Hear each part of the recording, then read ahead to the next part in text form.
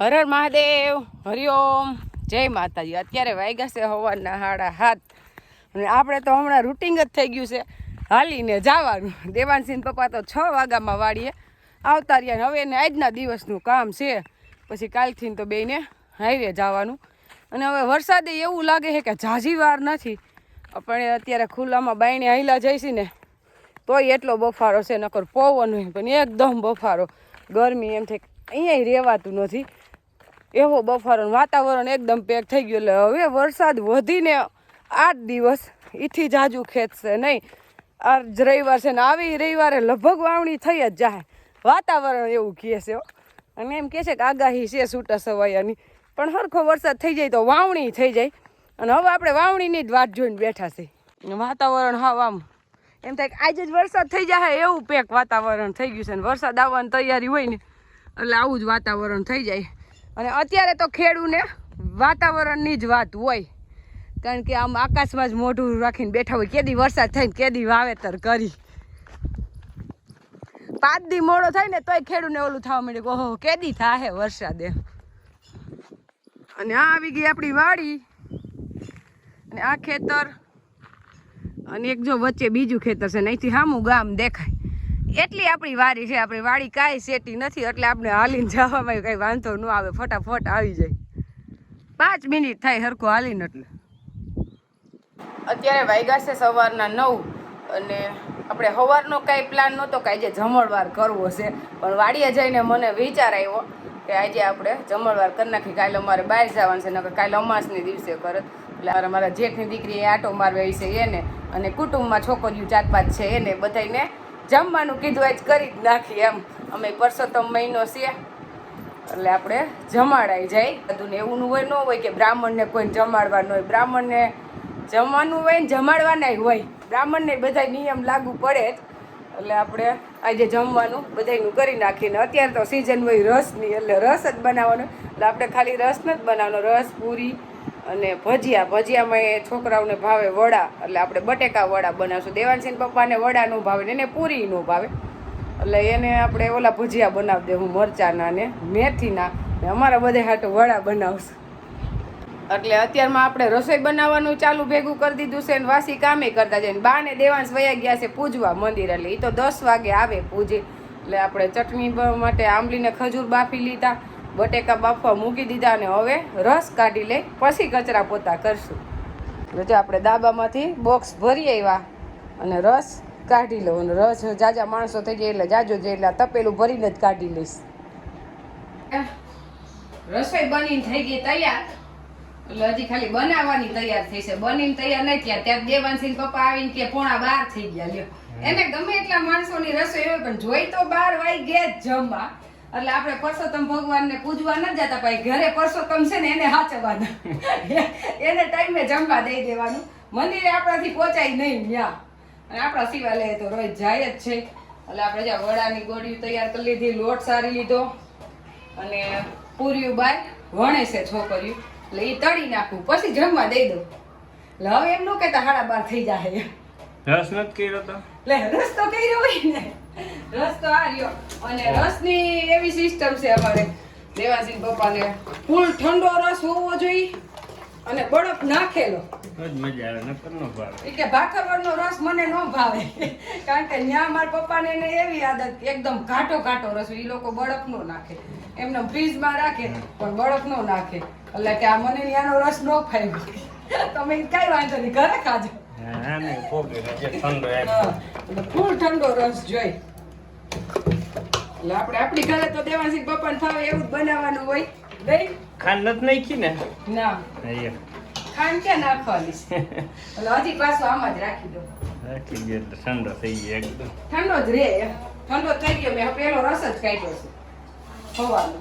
આ બધું પ્લાનિંગ દેવાંશીન પપ્પાને ખબર નહોતી, ખાલી રસની ખબર હોય, ભજીયા પૂરીની ની કઈ આપણે ખાવું નથી, ભજીયા નહીં ખાવું એમને, એ ફૂલવણી થોડા ખાવું મરચાં, તમારે હાટું જ કર્યા, અમારે વડા કર્યા ખાવા।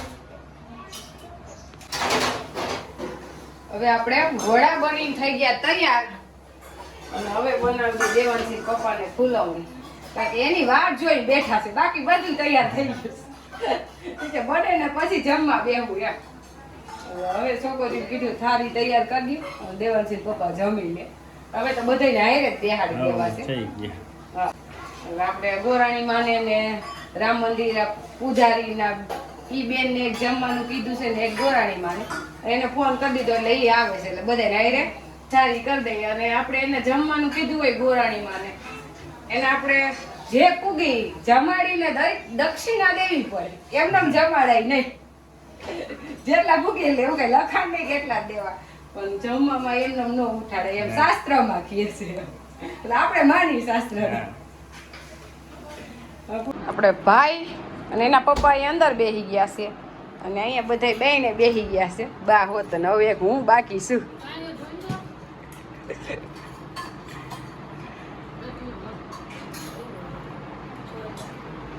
અત્યારે ટાઈમ થઈ ગયો છે સાંજના 6 અને આપણે દેવાંશી પપ્પાને કામ ઈ ને આપણે હાલીને આવવાનું કામ ઈ ને ઈ કાંઈ ટ્રેક્ટર પૂરું કરતા નથી અને આપણે કંઈ તેડવા આવે નહીં હું કંઈ ફોન કરું નહીં જ્યારે એને ટ્રેક્ટર હાંકવાનું બંધ થાય ને ત્યારે હું ફોન કરીશ કે હવે મને તેડી જાવ એમ અને એમાં એવું છે ટ્રેક્ટર પૂરું નથી થતું કારણ કે કોકને કોક આવી જાય એટલે એમાં ટાઈમ ખોટી થઈ જાય પણ હવે આ જેમ કહેશે કે પૂરું થઈ જાય પણ હવે ઈ ક્યારે હાંકી લે જો નહીં નાખીએ એમ હાથી કે ખૂટતું જ નથી અને વાતે હાચી છે કારણ કે આ તો વરસાદ હજી આવ્યો નથી નકર જો આવ્યો હોત ને તો થોડુંક આપણું કામ બાકી રહી ગયું હતું કે હમાર મારેલું ત્યાર હતું પછી ખાતર વાવવાનું અને રા પાકવાનું કે રપટો કે દાઢવણિયા જે કાંઈ કહેતા હોય એ બાકી રહી જાત અને વાવણી થઈ જાત એટલે આપણે સ્વીકારી કે આ વર આપણે જરીક મોડા થયા એટલે ખરેખર મોડું ન હોવું જોઈએ જૂન મહિનો બેહે અને 1 તારીખ આવે ને તો આપણું કમ્પ્લીટ હોવું જોઈએ પણ આપણે ઓણો 10 દિવસ મોડા હતા 10 દિવસ નહીં પણ 6 દિવસ મોડા હતા એટલે ત્યાર હોવું જોઈએ 1 તારીખે એમ પણ કાંઈ વાંધો નહીં ત્યાર થઈ ગયો અને નહીં નાખીએ મહેમાન કોક આપણે આવતા હોય આપણે જેતપુરથી આવ્યા હતા સંજયભાઈ આખું ફેમિલી એટલે અહીંયા બેઠા વાતું સીતું કરીને મજા આવી અને પછી એ નીકળી ગયા ને પાછા આપણા રાબેતા મુજબ કામે વર્ગી ગયા પણ આપણે મેન હોય ને તો નૈનાનો ટેકો સારો નકર અત્યારની બાયુને તો હે ને હાલવું ગમતું નથી અને આ નૈના હાલીને આવતી રહી ને પાછી હાલીને વહી જાય એટલે મારે ખોટીપો ન થઈ જરી કે એટલે કામ નીકળે નકર તેડવા મૂકવામાં રહું તો અહીંયા હાથી જ ન હાલે પણ એટલે આપણે ટેકો સારો હે એટલે ઘણું કહેવાય એમ ટેકો થોડોક ટાઈમ રહે મારે એક્ટિવા લેવું છે મારે ટેકો ન દેવો હવે એ વહમાં હવે વરસાદ થઈ જાય નિરાઈતે ખોટા વખાલ કરી એટલે કાઈ લઈ ન દેવું એવું કરો છો ના વરસાદ થઈ જાય સારો પછી નિરાઈતે લઈ કારણ કે આપને એક વરસ હમું દેખાઈ જાય કે ખેડૂને વરસ જોઈને હાલવાનું હોય થઈ જાય એટલે વાંધો ને એટલે આપણે બધું ખેડૂને દેવું હોય વરસ જોઈને હાલતું હોય અને હવે આપણે રાપમાં તો એવું છે કે 2 વીઘા જેટલી રહી છે અંદાજે એટલે જો અત્યારે તો હવે નથી હાંકવી સવારે જ હાલશે અત્યારે અંધારું થી લગી હાંકવું તો હાલી જાય એમ છે પણ હવે કઈ ખાલી વરસાદ થઈ જાય એવું નથી એટલે નથી હાંકવી નકર આજ હાંકી નાખે એમ કઈ વાંધો નહીં રાતના સાટા ખરતા તો હા રાતે કોક સાટા આવતા હતા નાનજી બાપાઈ કહેતા હતી કે કોક સાટા ખરતા હતા અને હજી એવું કઈ નથી આવે એમ જોખમ પણ આવી જાય હવે અઠવાડિયે 10 દીમાં હવે વધીને 25-27 આડે ગાડી એમ એટલા દીમાં વરસાદ આવવો જોઈએ ફાઇનલ છે એટલે ત્યારે આપણે હવે થઈ ગઈ છે ભલે વરહે મન મૂકીને મેઘરાજા લોઠી વાવણી થાવી જોઈએ એટલે ખેડૂ મન મૂકીને વાવી શકે આનંદથી મંડે દંતાર જોડવા અને મંડે હાલવા અને વાવણી થાય ને તેથી જ ખેડૂને તો સુખનો સૂરજ ઉગે તઈ એવો 4 વ્હીલ લીધે ન ઉગે અત્યારે ટેપસમાં ઈ આવે કે સુખનો સૂરજ ઉગાડી દીધો નાતે અમારે તો વરે સુખનો સૂરજ ઉગે વરસાદ થઈને ત્યારે કારણ કે 4 વ્હીલ માં તો લઈ એટલે સીધો ખર્ચો આવે વરહે લાખ રૂપિયાનું ખાઈ જાય થઈ જાય બધું ધીમે ધીમે હવે આપણે આવી ગયા રોપમાં અને રોપનું તો કંઈક જતન કરવાનું જ હોય કંઈક નવીન આવી જ ગયું હોય હવે અત્યારે દેવાંશી પપ્પા કંઈક પાવડર છાંટે છે શેનો છાંટો છો હે જે આ રહ્યું ને એ આપણે ક્લોરોપાયરીફોસ આવે ને 10 GR આમાં નાખી દઈએ ને તો આની શું ગંધ આવે ને એની હિસાબે કોઈ ઓલા જીવડા ભેહું વાળા હોય ને જે ભેહું જેવા આપણે ઓલા કાળા જીવડા નથી આવતા ઈ રોપને ખાય છે. આપણે ઓલી પેલી ઈયળ કઈ કહેતા હતા તમે? એ ખપેડી એટલે આ જે બીજું આમાં ખપેડી કોઈ ઈ જીવડા બહુ છે એમ.